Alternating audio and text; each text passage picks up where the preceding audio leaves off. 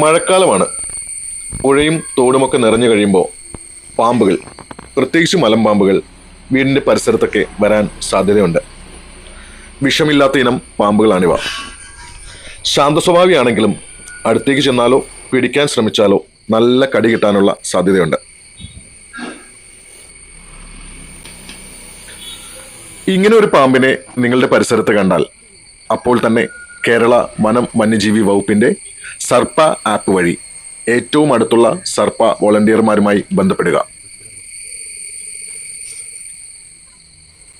അവർ വന്ന് ഇതുപോലെ സുരക്ഷിതമായി പാമ്പിനെ റെസ്ക്യൂ ചെയ്ത് കൊണ്ടുപോകുന്നതായിരിക്കും. കഴുത്തിന് കുത്തിപ്പിടിച്ച് പാമ്പിന്റെ ജാതകവും അമ്മാവന്റെ പേരും തറവാട്ട് മഹിമയും പറയലില്ല, റെസ്ക്യൂ മാത്രം. Thank you.